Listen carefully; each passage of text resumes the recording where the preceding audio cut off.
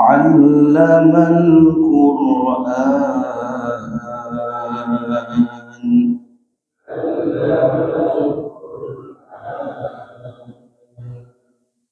خلق الإنسان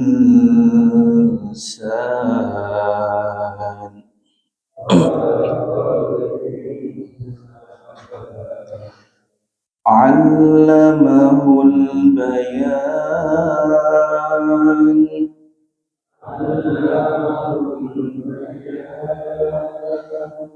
الشمس والقمر بحسبان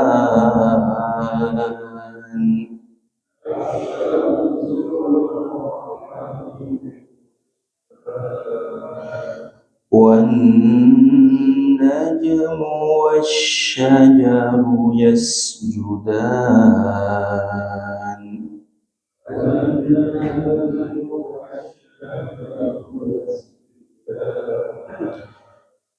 والسماء رفعها ووضع الميزان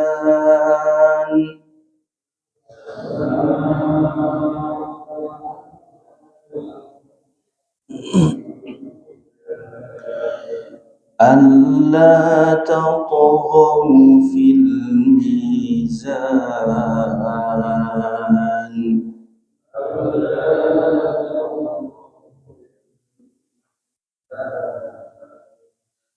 وأقيموا الوزن بالقسط ولا تخسروا الميزان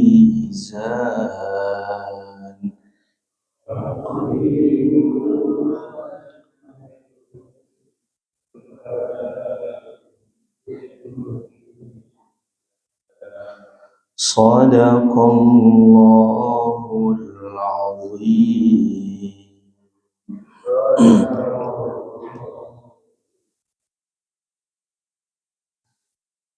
Alhamdulillah. Redaksinya indah nih Bapak dan Ibu. Ujung-ujung ayatnya indah nih. Ar-Rahman 'allamal Qur'an khalaqal insan 'allamahul ya. Saking indahnya surah ini, mufassir kita menyebutnya sebagai dengan arus Al-Qur'an. Apa itu arus Al-Qur'an? Walimatul urs. Apa itu walimatul urs? Nikah. Walimatul urs ini pesta ya, pernikahan urs. Nah, Aris, ada Pak Aris ini namanya Pak Aris? Ada. Arif. Aris ini artinya apa namanya? Mempelai prianya. Arus pengantinnya. Jadi kalau surah Yasin Pak, itu disebut sebagai jantungnya Al-Quran. Surah Ar-Rahman ini mufassir kita menyebutnya dengan istilah arus Al-Quran. Apa itu? Pengantinnya Al-Quran. Karena saking indahnya. Ya. Dan nanti yang akan kita bahas, ini Masya Allah, Ar-Rahman ini banyak sekali nikmat-nikmat anugerah yang Allah berikan.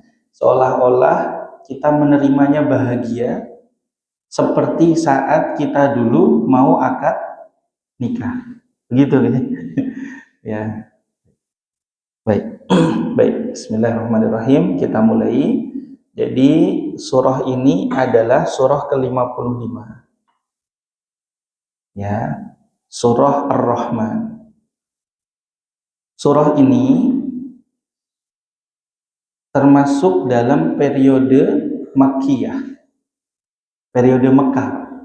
Ini waktu itu saya mendapatkan ilmunya, belajar dari seorang syekh dari Mesir, Dr. Husaini Al-Farraj. Beliau menjelaskan ayat-ayat yang terakhir turun ketika Nabi Muhammad dari Mekah peralihan mau ke Madinah, ya ini ya, surah Ar-Rahman. Surah Ar-Rahman. Nah, kalau kita baca dari ayat pertama sampai akhir, itu lebih banyak bicara tentang anugerah, tentang nikmat, dan seterusnya. Apa filosofinya Pak Arif? Kenapa surah ini menjelaskan tentang banyak nikmat? Nah, itu yang ingin kita bahas pagi hari. Misalkan saya pernah menjelaskan dulu di sini. Taruhlah Pak, saya sebagai marketing perumahan Al Husna. Tahu perumahan apa namanya? Depkes 2. Nah, terus Pak Arif nanya ke saya, Pak Farid, apa keuntungannya kalau saya beli rumah di perumahan Depkes 2? Saya sampaikan, Pak. Oh, dekat dengan sungai Kalimalang, Pak. Kalau hujan, banjir. Kalau Bapak mancing, itu kalau sudah qadarullah bisa keterkam buaya, Pak. Kalau musim panas, banyak demam berdarah. Kalau siang panas, kalau malam begigil. Waduh. Kira-kira Pak Arif jadi beli nggak? Nggak jadi. Nggak jadi beli. Iya. Pemberani. Iya. Jadi ternyata waktu itu Dr.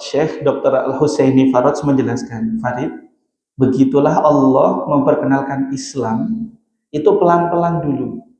Dari hal yang bikin orang suka dan orang cinta. Jadi kalau Pak Arif nanya, kenapa saya harus beli rumah di Departemen Kesehatan 2? Oh, alhamdulillah Pak, lokasinya strategis. Jamaahnya soleh-solehah. Habis pengajian sudah siap menu sarapan. Ya, belum ibu-ibunya. Setiap triwulan ada tadabbur alam. Masya Allah. Nggih, ya. Wis pokoknya kalau Bapak di situ rumah sakit dekat, banyak nakes di situ, LRT dekat, mall dekat, rumah sakit dekat, sekolah dekat. Nah, nama Pak? Kepala kambing. Di mana?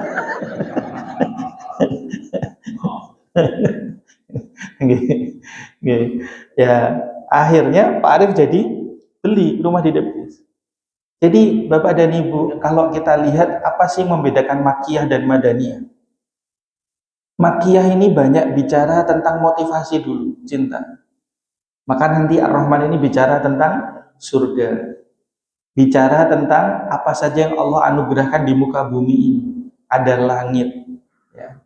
Ada pohon, ada tumbuh-tumbuhan, ada buah-buahan, dan seterusnya. Sehingga orang ini cinta.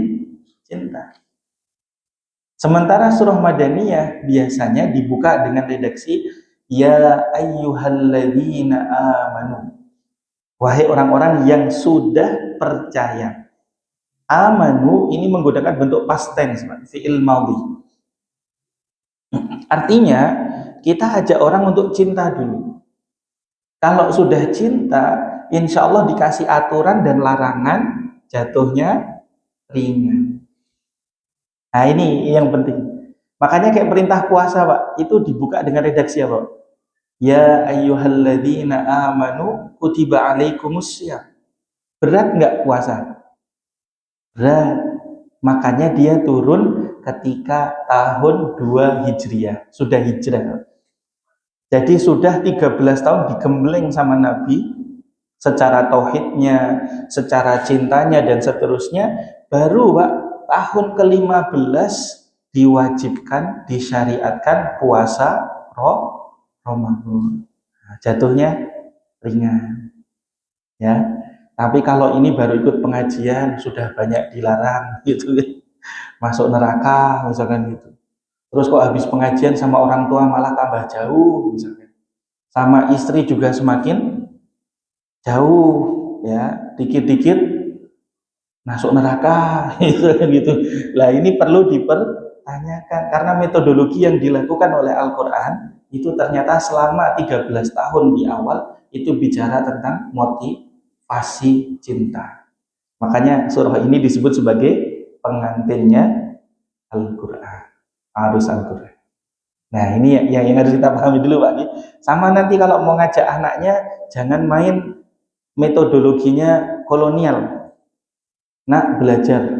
Kenapa harus belajar, mah? Kalau nggak belajar nggak dapat uang jajan dari mama. Wah. Kalau nggak belajar, nanti nggak dapat hadiah dari papa. Wah, kalau kamu nggak belajar, nggak dapat jatah makan siang. Nggak apa-apa, ada MBG kok. Karena makan siang, ya, makan siang yang diancam ya. Nah, ini Pak, mohon maaf, kita selama ini mengajak itu tidak dengan cinta. Betul Pak, betul. Secara tidak sadar begitu kita. Saya masih ingat waktu saya masih anak-anak dulu Pak. Saya usia mungkin 1 SD. Saya pergi ke masjid, Masya Allah. Namanya anak kecil Pak, biasa lari-lari. Berisik. Didatengin sama DKM-nya.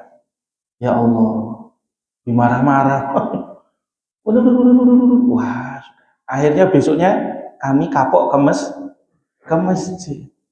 Tapi Rasulullah beda. Lagi ngimam, cucu kesayangannya naik ke atas punggung. Itu dibiarkan sama Rasulullah, nggak ngangkat-ngangkat kepalanya. Sampai makmumnya para sahabat sudah menduga. Jangan-jangan Rasulullah sudah husnul khotimah. Sampai ada yang ngintip-ngintip. Oh, belum, masih sujud. Lanjut lagi sujud. Ya. Wah, ditunggu Pak. Sampai mainnya ini turun dari punggungnya Rasulullah. Sampai tanek kalau bahasa orang Jerman, jejer kaum. Tanek apa tanek? Puas main di atas punggungnya Rasulullah. Baru kemudian Rasulullah lanjutkan tasyahudnya, tahiyat, selesai salam, ditanya sama sahabat, Rasul, ada apa? Kok sampai lama sekali sujudnya ini tadi? Iya, ini cucu-cucuku sedang main di atas punggung. Ya, jadi jangan kita marah-marahin adik-adik kita. Biarin Pak lari-lari, tidak apa-apa. Mecahin apa gelas, tidak apa-apa. Bisa dibeli lagi. Karena nanti siapa Pak yang menggantikan kita kalau kita sudah kembali ke Gusti Allah? Kalau bukan anak dan cucu kita. Nah, maka bahasa yang diajarkan Al-Quran adalah bahasa cinta. Ada saat itu seorang penduduk Madinah jatuh cinta sama keteladanan Nabi Muhammad SAW. Ya, kan nggak kebayang Pak kita ini kalau hidup semasa dengan Nabi, ngelihat mukanya saja sudah seneng, apalagi ngelihat akhlaknya Rasulullah SAW. Akhirnya bapak ini masuk Islam, tapi bapak ini punya anak, mohon maaf, 2 laki-laki, belum mau masuk Islam. Apa yang dilakukan bapak ini? Setiap selesai jamaah dari masjid, datang ke rumah, anaknya dipecut Pak, dicambuk. Masuk Islam enggak? Enggak. Terus dan seterusnya. Sampai informasi ini sampai ke Nabi Muhammad SAW dan turunlah wahyu ayat setelah ayat kursi Pak. Jadi kalau bapak ngafal ayat kursi, setelahnya ada ayat la ikraha fiddi, nggak boleh maksa dalam masalah agama. Akhirnya Nabi larang, wahai bapak, jangan dipukul, jangan dicambuk, biarkan nanti kalau dia sudah kenal Rasulnya, dia sudah kenal Al-Qur'annya, dia sudah kenal Tuhannya, secara otomatis dia akan masuk Islam.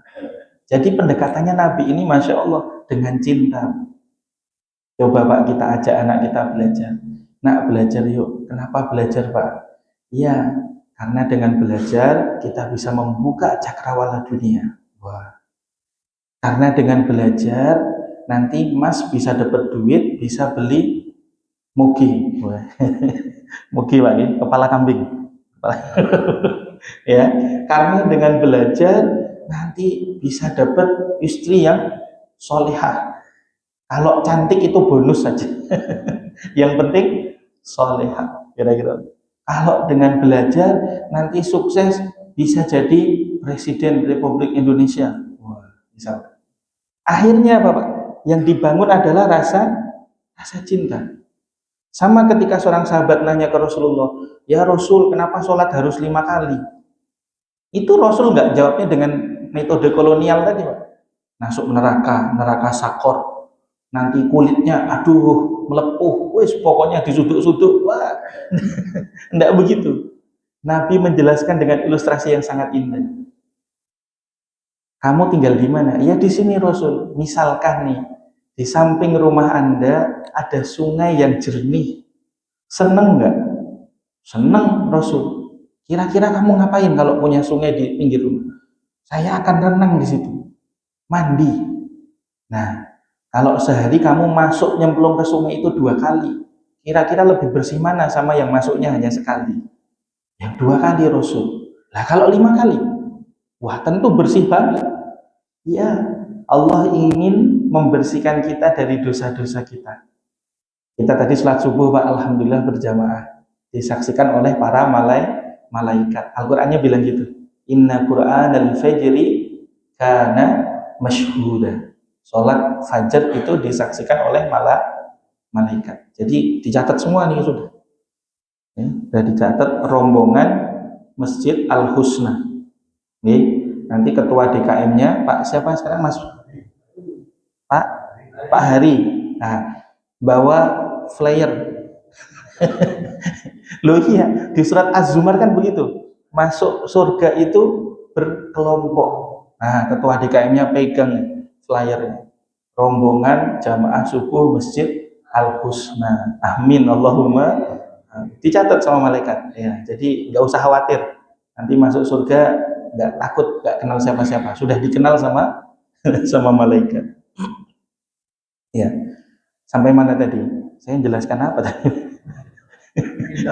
Cinta. Iya. Jadi kita harus dengan cinta. Ya. Termasuk ke istri juga gitu. Ya. Ibu bikinkan kopi. Kenapa harus bikin kopi?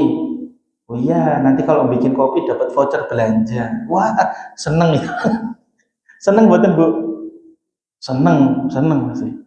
Nanti kalau bikinkan kopi sore tak ajak ke toko emas. Nah, seneng lagi. Lah ini Ar-Rahman begitu yang mau kita bahas. Masya Allah. Ya, baik. Bismillah. Ini prolog. Kita masuk ayat pertama. Mas Budi berkenan membaca terjemahnya. Ar-Rahman. Allah yang Maha Pengasih. Oke, Allah yang Maha Pengasih. Jadi Ar-Rahman ini Pak sama-sama berasal dari huruf 3. Huruf Ro, Ha, sama Mim. Oke. Jadi kata Rahman ini aslinya berasal dari 3 huruf. Apa itu? Ro, Ha, Mim. Karena kalau kita belajar nahwu shorof, semua kata dalam bahasa Arab itu aslinya adalah tiga angka. Nah, terus kemudian kata rohama ini bisa dijelaskan dalam 2 model. Model yang pertama dikasih tambahan alif sama nun di belakangnya. Oke. Jadi rohama ada alif sama nun. Maka kita baca menjadi Ar-Rahman. Tapi karena ini menggunakan rosemnya Usmani, dirubah alifnya ini menjadi fathah kecil berdiri. Oke, Ar-Rahman.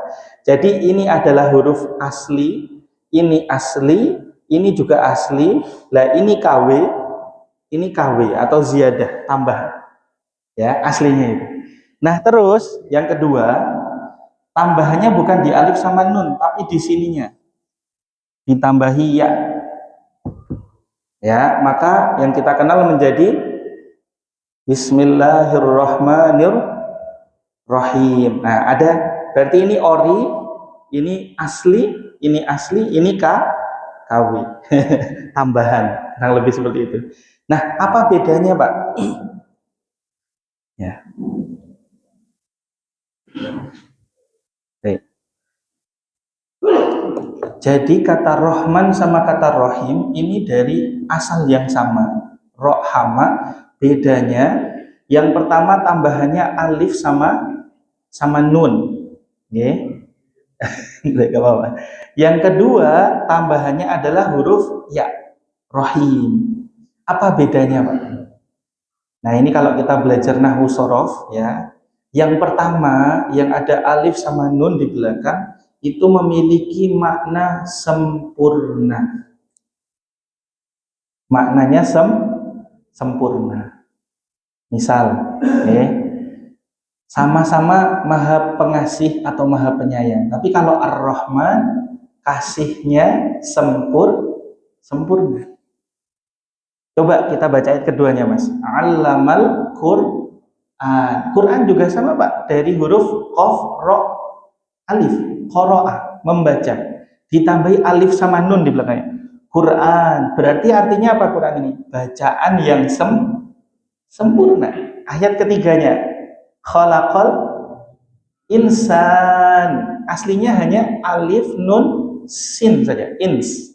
Wa ma khalaqtul jinna wal insa illa liya'budu. Tapi ditambahi alif sama nun. Insan. Ya, artinya apa? Manusia yang sempurna.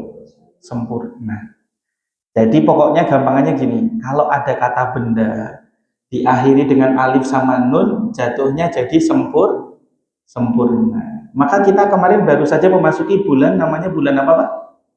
Ramadan. Nah, itu juga ada alif sama nun. Kemudian apalagi? Kita nanti kepingin mendapatkan Ridwan. Ada Pak Ridwan di sini? Ada Pak Ridwan. Nah, ini juga. Mana Pak Ridwan, mana Pak? Hadir. Oh, Pak Ridwan ini di ujungnya juga alif sama nun. Berarti artinya sempurna. Kita kalau lagi buka puasa terus dapat menunya, nah lontong sama bakwan. Nah, ini berarti juga sempurna. Belum lagi kalau kita makan pempek dikasih take one. Ambilnya satu aja, take one ya, take away ya, take one. Ini juga artinya sempurna. Herman ya. Ya, baik. Nah, kenapa dimaknai sempurna? Karena tadi Pak ada tambahan alif sama nun. Dalam kaidah bahasa Arab, kenapa ya? Bunyi apa ini? Ini ya? Enggak. Oh, oke. Dalam bahasa Arab, ketika kalau ada kata benda diakhiri dengan alif sama nun, maknanya jadi sempurna. Al-Quran, bacaan yang sempurna. Insan, manusia yang sempurna. Ramadan misalnya, Sya'ban ya, dan seterusnya. Nah, inilah mengapa kemudian banyak yang menafsirkan Ar-Rahman Maha Pengasih yang kasih sayangnya ini sempurna. Makanya Ar-Rahman ini meliputi tidak hanya Muslim, Pak. Mohon maaf nih, kita punya tetangga non Muslim, Pak, nggak pernah ke masjid, tapi kok duitnya tambah melejit. Ya, kekayaannya tambah banyak, kira-kira gitu, dan seterusnya. Kenapa?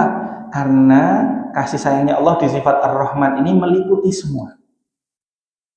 Bahkan mohon maaf, semut, Pak. Semut itu juga dapat kasih sayangnya Allah. Dan semut ini lebih luar biasa daripada kita.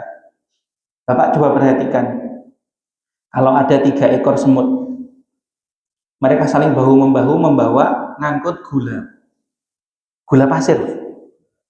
Ini gula pasir lebih besar daripada tubuh mereka. Diangkut bertiga, Pak. Terus Bapak coba digoda, Pak. Pas mereka ngangkut ini, Bapak taruh di depan jalan mereka ini pasir sebanyak 1 sendok. Bapak perhatikan, dia nggak akan ngambil yang banyak itu. Dia cukup mengambil yang 1 ini. Diantar sampai ke sarangnya, baru nanti balik lagi ngambil. Ya Allah, ternyata semut itu tidak rakus. Kalau kita, Pak, ya Allah, ya salam, ya aspal dimakan, ya beton, waduh, semua gitu. Mancing ya, baru dapat ikan lele, di pertengahan mau pulang ngelihat ada ikan gurame di pinggir. Kita lepas lele, Pak, jadi ngambil gurame. Itu kita. Tapi Masya Allah ya, semut ini luar biasa. Makanya sama Nabi Sulaiman diangkat menjadi tentara nasional angkatan darat. Semut. Iya Pak, angkatan daratnya semut. Iya. Angkatan udaranya apa? Hudhud. Intelnya hudhud. Lah angkatan lautnya Pak Farid? Jin. Iya, itu Bapak kalau membaca di surah Shad misalnya atau di surah Asy-Syu'ara, maaf, surah An-Naml tentang semut ya, Ratu Balqis, Nabi Sulaiman dan pasukannya itu dari sana kita tahu mappingnya. Angkatan daratnya dari semut, angkatan udaranya burung hudhud, intel, ya, dan angkatan lautnya dari jin. Ya, jadi yang menyelam ke dasar laut, ngambil mutiara dan seterusnya, ini adalah dari golongan jin. Nah, dari golongan jin. Makanya kalau Bapak kenal angkatan khususnya angkatan laut, Pak, itu disebut sebagai hantu laut. Hantu laut. Saya pernah itu ketemu, kebetulan naik kereta api sebelahan duduk sama saya. Cerita, Bapak pasukan amfibi Pak? Iya, hantu laut. Dia bilang gitu. Wah, hantu laut. Saya bilang, kenapa kok hantu laut? Saya bilang, Mas, kalau di daratan hantunya masih nggak begitu serem. Jadi katanya pocong, wewe gombel, kuntilanak. Kuntilanak banyak yang cantik malah. Rambutnya panjang, pakai gamis, mau lebaran Idul Fitri ya, putih. Itu. Kalau hantu di dasar laut, ya Allah katanya. Ini menurut pengakuan beliau cerita. Ini pasukan khusus Pak.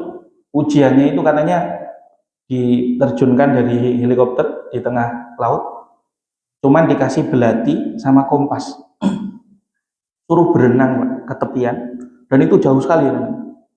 Nanti di pulau itu nggak ada penghuni sama sekali, nggak ada penduduk. Dijemput setelah 3 hari atau 1 minggu. Kalau masih hidup, lolos. Kalau nggak hidup ya sudah syahid gitu aja. Dilaporkan sudah syahid fisabilillah kira-kira gitu. Nah, ini saya pernah satu duduk sebelahan itu cerita hantu laut. Ya makanya terkenal dalam tradisi kita kalau ke pantai mana itu Parangtritis ketemu sama Nyi Roro Kidul ya, simbolnya Starbucks itu. Starbucks, Bapak kalau ngopi Starbucks, nah siapa Pak yang suka ngopi Starbucks? Enggak deh, karena Israel itu. Itu simbolnya hijau, ibu-ibu ya kan, setengah atasnya manusia, setengah bawahnya ular, warnanya hijau ya, makanya terus rumornya kalau di Parangtritis pakai baju hijau nanti ya, tapi ini iklan saja, jangan dipercaya ya, itu hanya mitos saja. Ya baik, kita lanjut ke Ar-Rahman. Jadi Ar-Rahman ini kalau ditambah alif sama nun artinya sempurna. Maka kasih sayangnya Allah meliputi semua. Mau dia muslim, mau dia non muslim, mau dia orang baik, mau dia orang jahat, tetap dapat. Ya, tapi begitu Ar-Rahim ada ya di belakangnya, itu artinya kasih sayangnya abadi dan selamanya. Bapak lebih milih yang sempurna atau yang abadi dan selamanya? Dua-duanya. Dua-duanya. Ya, ternyata Ar-Rahim ini memiliki makna yang abadi dan selamanya.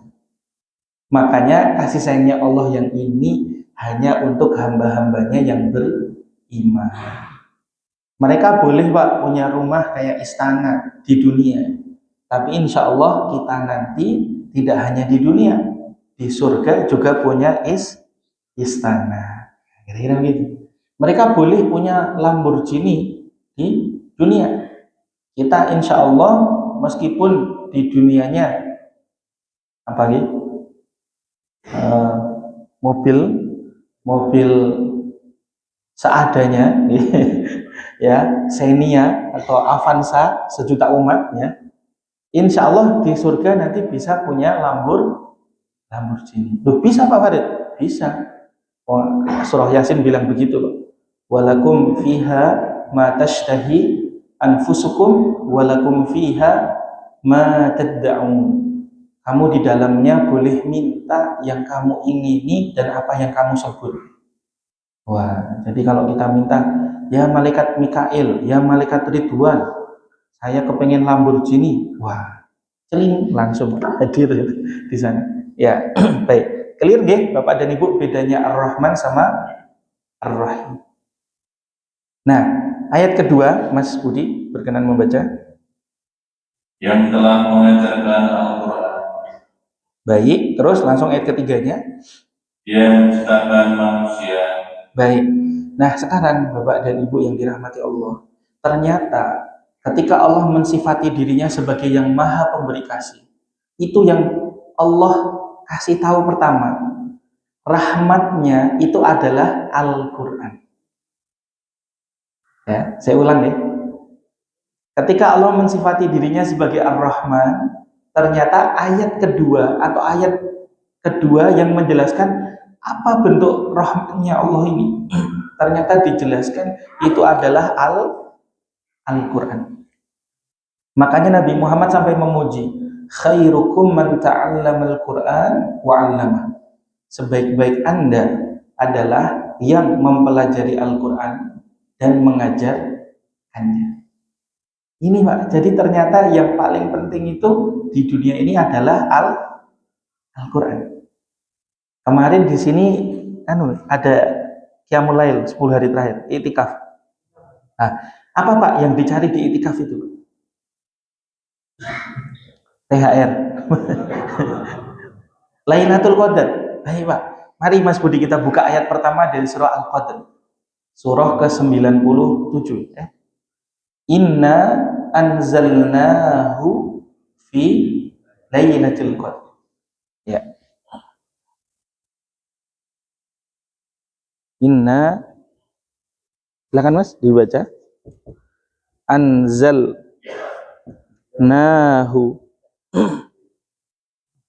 Ya. Sesungguhnya kami telah menurunkan Al-Quran pada malam Qadar. Ya. Kalau kita baca Arabnya Pak, nggak ada kata Al-Quran di situ. Inna anzalnahu fi lailatul qadr. Bukan inna anzalnal Quran fi lailatul qadr. Ini kan aneh Pak. Ayat pertama dibuka langsung menggunakan kata ganti. Kan mohon maaf Pak, normalnya kan begini. Saya kenal Mas Budi. Dia atau beliau adalah, kan begitu Pak. Jadi kita kenalkan dulu sebelum kata ganti ini aslinya siapa. Ini Al-Quran enggak? Dia ngasih rahasia di situ. Sesungguhnya kami menurunkannya di malam Lailatul Qadar. Jadi kalau Bapak kepengen dapat Lailatul Qadar, cari dia. Kan begitu. Mohon maaf kita ini kedistrak dengan pahala yang lebih besar daripada 1000 bulan. Terus akhirnya ini malam ganjil ya, langsung taraweh. Besok malam genap libur. Loh ini kan orang yang mohon maaf hitung-hitungan, terlalu mencari fokusnya ke situ. Padahal Al-Quran ngasih rahasia. Kami menurunkannya di malam Lailatul Qadar. Berarti kalau mau dapat Lailatul Qadar yang dicari apa? Nya. Lah, nyanya ini apa? Tadi dibaca sama Mas Budi. Kami menurunkannya menurunkan Al-Quran. Jadi hidangan terindah, hadiah terindah dari Allah Subhanahu wa taala untuk hamba-hambanya adalah Al-Quran. Bahkan Nabi kita sudah wafat tapi Al-Quran masih eksis sampai hari kiamat. Kemudian ayat ketiganya diulang Mas, Ar-Rahmannya, dialah yang telah menciptakan manusia. Ya, saya mau nanya, kalau Bapak mau ngambil menantu Pak, ya siapa yang mau ngambil mantu? Pak Arif, mantu Sambon ya. Misal kita mau ngambil menantu, kira-kira yang kita persiapkan itu rumahnya dulu atau calon menantunya dulu? Harta dulu. Karakter.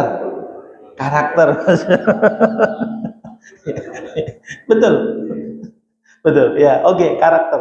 Ibu, saya mau nanya Ibu kalau nyari calon menantu itu cari rumahnya dulu, dipastikan rumahnya ada dulu, atau calonnya dulu ada?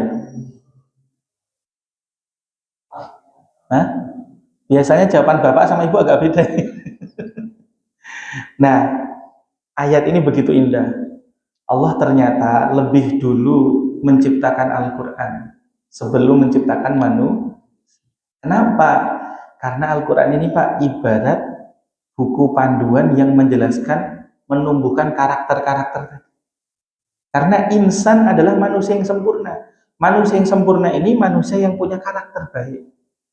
Nah itu kita temukan di mana Pak? Al-Quran. Jadi mohon maaf kalau misal Pak RT, Pak RW mau bikin sebuah program, ya itu programnya dulu dimatengkan atau wis pokoknya kumpulkan dulu warga. Programnya dulu. Sama kita mau bangun masjid ini programnya dulu dimatengkan kira-kira apa. Nah baru kemudian itu nanti ada. Nah jadi Al-Quran dulu baru manusia. Nah begitu. Ya, baik, ini sudah masuk syuruk belum? Belum ya? Ya. Baik. Khalaqal insan. Nah, manusia yang luhur tadi adalah manusia yang disentuh sama Al-Quran. Makanya Pak, misalkan sebagai contoh, misalkan, kalau Bapak kembali ke masa muda, mau milih calon istri, ini kok judulnya mantu istri? Ya, yang satu cantik tapi dia non muslimah. Yang satu biasa saja tapi muslimah. Pilih yang mana Pak? Lah,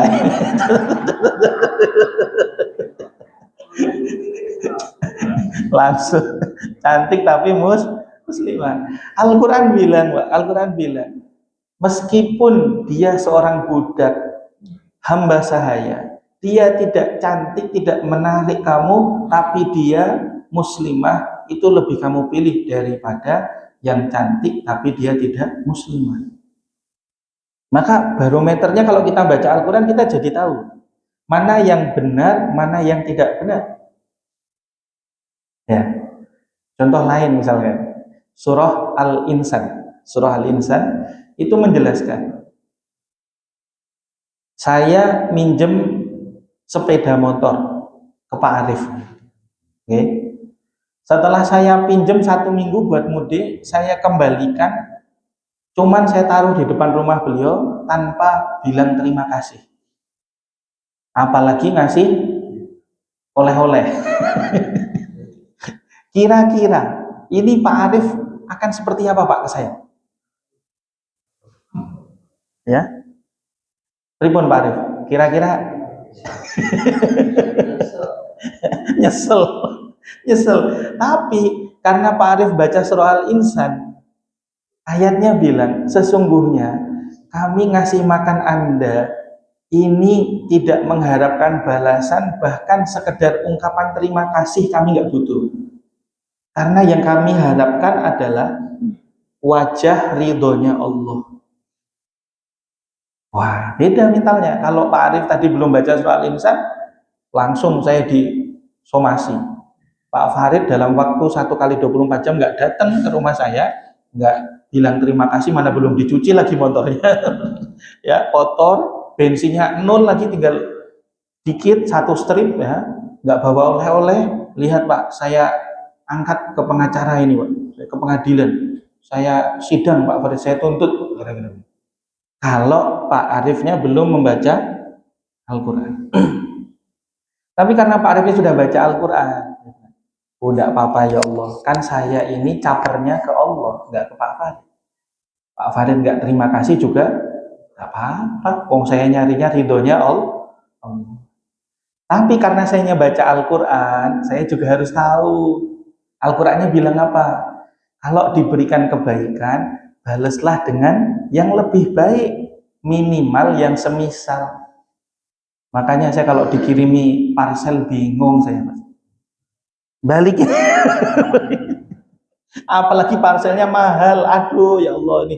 Ya Allah ya, Pak Matori datang ngirim daging kurban. Bingung saya, waduh ini gimana? Karena standarnya Al-Quran itu begitu, Pak. Balas dengan yang lebih baik, minimal yang semisal. Saya pernah, Pak, guru saya cerita lagi umroh di Masjid Nabawi, pakai peci ini, Pak, peci hitam, peci Bung Karno, peci Indonesia. Ketemu sama orang Saudi, orang Medina, dia bilang halal, halal, halal, halal. Ya, pokoknya kita ini nggak bisa bahasa Arab, di sana bisa bahasa Arab. Ya, halal haram gitu aja. Bismillah. Kalau kesasar ya tinggal datengin polisi, askar bilang, ya askar, ihdinas siratal mustaqim. Lah bingung mau ngomong gimana? Hotelnya apa bingung saya ketemu askar. Ya askar, ihdinas siratal mustaqim.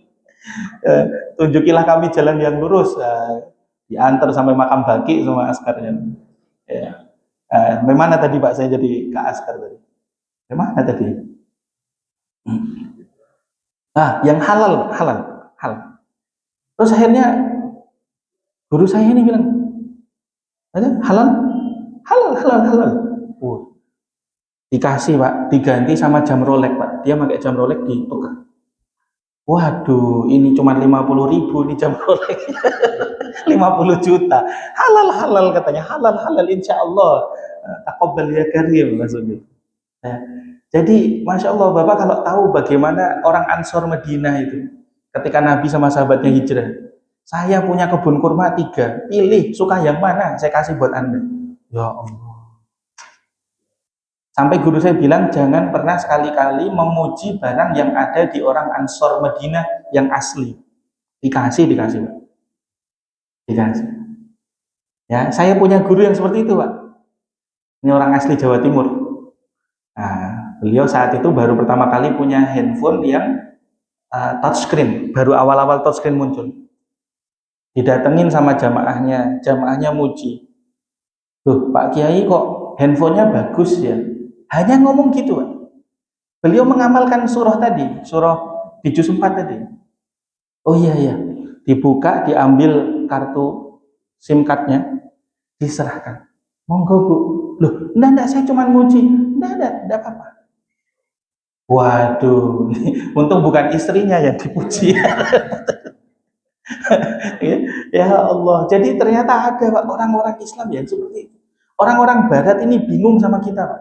Pas dia datang ke Jogja, ngelihat Ramadan menjelang maghrib orang bagi-bagi makanan. Itu dalam logika mereka bingung. Cari duit sebulan dapat 10 juta, dapat 5 juta, dapat 3 juta, lah kok dibagikan iki piye? Ini dalam matematik enggak berkurang, rugi. Tapi umat Islam semakin banyak memberi, semakin balik. Dan mereka senyum-senyum aja. Bahkan mohon maaf, yang ikut sumbangan buka puasa ini terkadang juga orang-orang nggak punya. Tapi semangat. Bahkan sampai ada seorang pemulung, ya, itu ngumpulin duit untuk bisa membeli anak domba. Bisa apa? Idul Adha. Masya Allah. Ya, sampai segitunya. Jadi Masya Allah, 3 ayat dulu nih Pak, karena sudah jam segini. Kita ambil kesimpulan, Ar-Rahman yang maha pemberi kasih, yang kasihnya sempurna. Kemudian ternyata bentuk kasihnya yang paling awal ini adalah Al-Quran. Agar apa? Kita menjadi manusia yang luhur, yang punya karakter-karakter seperti yang Al-Quran ajarkan. Nah, adapun yang soal ansor tadi tidak harus dicontoh Pak. Ya, repot nanti. Nanti saya dipuji repot. Pak Farid gamisnya bagus, balas. Baik, terima kasih. Saya cukupkan di sini. Mungkin ada sesi tanya jawab. Monggo. Ya, silakan. Assalamualaikum warahmatullahi wabarakatuh. Waalaikumsalam warahmatullahi wabarakatuh. Lewat tema itu, kayaknya sering kita setelah puasa Ramadan ada puasa Syawal, iya. 6 hari ya. Itu niat saya sudah sering melihat dari Ustaz bisa disatukan antara sunnah dan sunnah sama syawal. Tapi begitu kemarin ketemu sama mantu saya, Ustaznya juga. Dia bilang nggak bisa Pak itu bahwa niat wajib, syawal wajib Pak. Sedangkan Senin Kamis itu adalah Nah, Oh. boleh disatukan. Oh, iya. Menurut Bapak gimana hukumnya? Iya, baik. Dulu yang saya pahami, Pak, yang nggak boleh itu ketika wajib digabung sama yang sunnah. Nah, misal kasusnya ibu-ibu ini pas Ramadan haid, jadi ada 7 hari yang bolong puasanya. Nah, terus kepingin puasa Syawal. Nah, tapi mengkodok mana yang dulu ini? Kalau saya Syawal, sementara puasa Syawal ini sunnah. Syawal ini sunnah.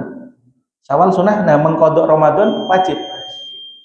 Nah, itu nanya ke saya saat itu, Pak Farid yang mana dulu? Saya bilang dahulukan yang prioritas. Kita nggak tahu usia kita sampai kapan. Kan begitu, Pak? Kita lebih prioritas yang apa? Sunnah, dapat 6 hari di Syawal, tahu-tahu hari ke-7 meninggal dunia. Berarti kan kita meninggal dalam kondisi belum mengkodok puasa wajib gitu. Nah, jadi dulu saya berpemahaman seperti itu. Yang namanya wajib tidak boleh digabung sama yang sunnah. Beda dengan yang sunnah sama sunnah boleh. Misal, saya kebetulan pengamal puasa Senin Kemis, ya toh? Kemudian ini Senin Kemis saya ini ngepasi di bulan Syawal karena 6 hari saya ambil Senin Kemis, Senin Kemis, Senin Kemis, 3 gelombang, 3 minggu sudah selesai. Boleh nggak? Itu boleh. Jadi kalau sama-sama sunnah, niatnya double, boleh dan mendapatkan pahala double. Nah, tapi yang terbaru, Pak, kemarin saya dapat penjelasan dari Grand Sheikh Al-Azhar Mesir. Grand Sheikh Al-Azhar Mesir. Nah, beliau menjelaskan ternyata boleh wajib mengkodok puasa Ramadan dan diniati sambil puasa Syawal. Kenapa? Nah, ini nih alasannya, Pak.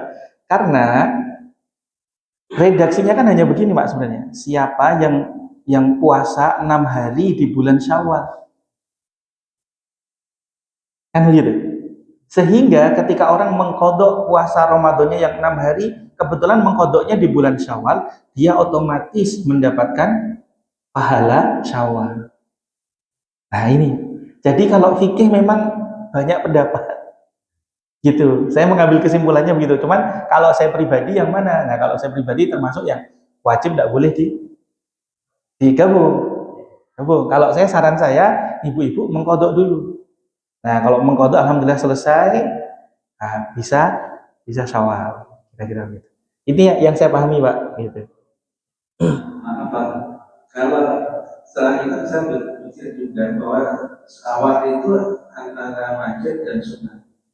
Pertimbangannya ada hadis bahwa untuk Ramadan itu 30 hari untuk menutup dosa atau penyelamatnya selama 300 hari. Okay.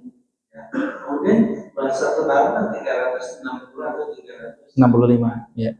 Nah itu dijabarkan dengan Syawal. Syawal. Syawal itu dengan Ramadan. Iya, 10-10. Dia juga wajib. Oh. Pertimbangannya gitu. Karena dari sangat jelas.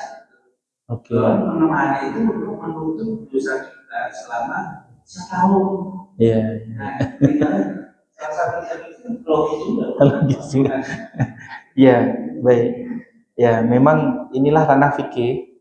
Ranah fikih ini memang terkadang antara ulama yang ini dengan ini berbeda. Contoh misal, kita bawa ke ranah lain. Ngafal Quran aja, Pak. Ngafal Quran ini menurut Bapak sunnah atau wajib? Nah, kalau belajar wajib, ya. Sekarang kalau ngafal Quran, Pak, sunnah. Ya, sama. Saya pemahamannya juga gitu. Begitu saya datang ke salah seorang imam di Masjid Jogokaryan Jogja, beliau bilang wajib. Loh, kok wajib? Farid, lihat ayatnya. Inna nahnu nazzalna dzikra wa inna lahu lahafizun. Sesungguhnya kamilah yang menurunkan Al-Quran dan kamilah yang menjaganya. Sekarang, Rid, kalau kita ini lagi ngobrol 10 orang ini, terus kita bilang, yuk kita makan kepala kambing, misalnya. Apakah itu hanya 9 orang terus Farid nggak masuk? Yo masuk Ustaz, terus saya bilang gitu. Lah iya, ketika Al-Quran bilang inna, berarti wajib ngafal Quran itu. Ya terus gimana yang nggak 30 juz masuk neraka, katanya gitu. Enggak, nanti ada ayat lain, bertakwalah kepada Allah sesuai kemampuan. Ada yang hafalnya cuma 10 juz, ada yang 3 kul. Ya, itu urusan lain. Yang penting hafal Quran ini wajib minimal, Pak. Orang Muslim ini penghafal surah Al-Fatihah minimal gitu. Karena sholat nggak dianggap sah kalau nggak punya Fatihah. Loh ya kan? Oh gitu. Nah, ya. Nah jadi disinilah keluasan fikih. Cuman memang kalau yang kami ketahui dari beberapa literasi, puasa Syawal ini sifatnya sunnah. Nah, sifatnya sunnah begitu Ustaz. Nah, adapun kemudian dianjurkan untuk mengikuti, maka itu sifatnya kayak mustahab, sesuatu yang dianjurkan agar orang melanjutkan dengan puasa Syawal. Wallahu a'lam bishawab. Gitu kan. Baik, ada lagi? Sudah? Baik. Kita tutup dengan doa. Ya Allah, semoga apa yang kami pelajari pada pagi hari ini menambahkan ilmu yang bermanfaat untuk kami dan keturunan kami. Semoga ilmu yang Engkau berikan ini, ya Allah, tidak hanya manfaat, tapi kemudian menjadikan kami semakin takut kepada Engkau dan semakin cinta kepadamu, ya Allah. Ya Allah, mudahkanlah kami dalam mengingat-Mu, dalam memperbaiki kualitas ibadah kami, dalam memperbaiki kualitas akhlak kami kepada sesama makhluk-Mu, ya Allah. Ya Allah, berikanlah kesehatan kepada kami, sehat walafiat, rezeki yang mengalir deras sebagaimana Engkau alirkan air Zam-Zam. Anugerahilah kami untuk senantiasa bisa ziarah ke Haramain, ke Baitullah dan juga ke makam Nabi Muhammad SAW. Ya Allah, anugerahilah kami keturunan-keturunan yang soleh dan solehah. Ya Allah, selamatkanlah dan lindungilah para pemimpin kami dan negeri yang kami cintai ini dan seluruh negeri Muslim yang ada di dunia ini.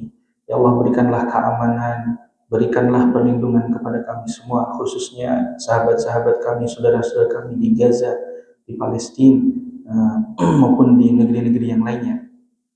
Dan semoga semua yang kami panjatkan kepadamu, ya Allah, kalau itu terbaik di sisimu, kabulkanlah, ya Allah. Al-Fatihah.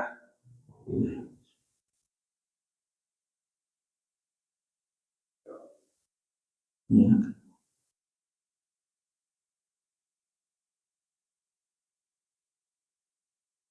Alhamdulillahirabbil alamin. Subhanakallahumma bihamdika asyhadu an la ilaha illa anta astaghfiruka wa atubu ilaik. Wassalamualaikum warahmatullahi wabarakatuh.